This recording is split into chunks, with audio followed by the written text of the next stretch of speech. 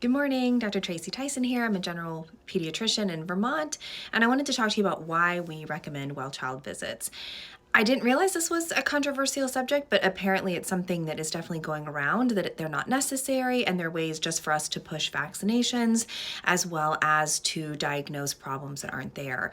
So I wanted to talk about where this came from, what we're actually doing at well visits, and how lucky you are if yours seem pointless. So, wellness visits have been around since pediatrics was a specialty. However, we have expanded them, especially since the 1980s, where we started adding a lot of developmental screenings and something called Bright Futures, where we look at all of these indicators of childhood health leading into adult health.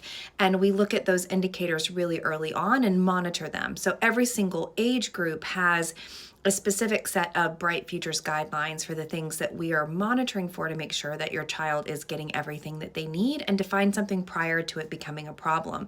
So the parent or caregiver may not pick up that there's an issue, but the pediatric provider who sees children daily and is trained to pick these things up might notice something much, much earlier. And as we all know, picking up something earlier is going to allow for much better treatment. I always use an example that waiting until after 2 years of age for a speech delay to go get speech therapy actually requires 3 times the number of speech therapy visits to help fix the problem, as opposed to starting under 18 months of age or right at 18 months of age. It's much less visits. So it's less frustrating for the child, more cost effective, easier for the family, and overall just leads to better benefits for the child. So when we come into the room, our examination starts the moment we walk into the door. So we're automatically watching how the child is interacting, how the family is interacting with the child. We're looking for muscle tone, we're looking for color, we're looking for movement of arms and legs equally. If it's a baby, we're watching a neurological exam as the child is playing in the corner. I've done 80% of my examination before I ever put the child on the exam table or in the parent's arms. And so as we are talking, we are trained to ask you questions, talk to you about your child, listen to how amazing they are, build that relationship, but we are also doing a very thorough examination at the time. And so I think a lot of parents don't realize that we're multitasking the moment we walk into the room. And thank goodness if that visit ends with not a lot happening, because that means we didn't pick up on anything and that there wasn't anything concerning. And we can start to build rapport and trust with you and your child so that we know when something's different. My favorite thing about being a primary care provider is getting to know families well enough that I can pick up a change very, very quickly, because I don't get to see the child that often. And so often parents are the ones finding problems with their children because parents are the experts as well as they see the child every day.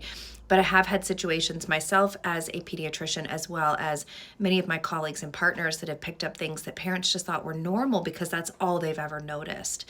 So I myself have 2 children. And one of my children's well visits never went well. They were always wrought with things that she wasn't doing and things that even as a pediatrician at the time, I didn't realize were abnormal, because she was the only thing I had ever seen. I had only noticed her. And so well visits were always fraught with referrals and what she wasn't doing and what concerns might be coming. Whereas my son, who had typical development, every well visit was really quick and just talking about, normal life stuff. And having experienced both, I will tell you, you're very lucky and privileged if your well visits seem to be a waste of time.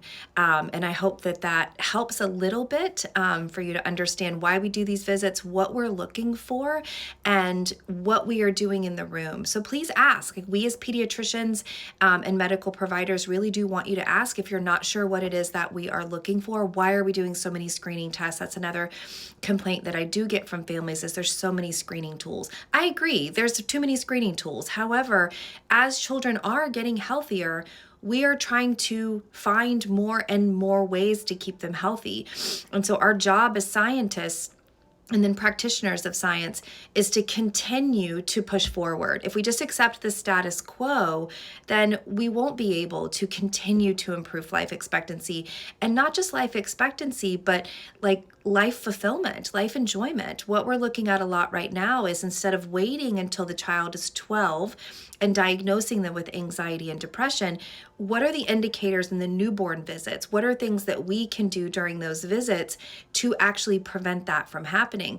So we are delving into the parents' mental health in the first newborn visits to see, can we make a difference in the child's mental health when they get older?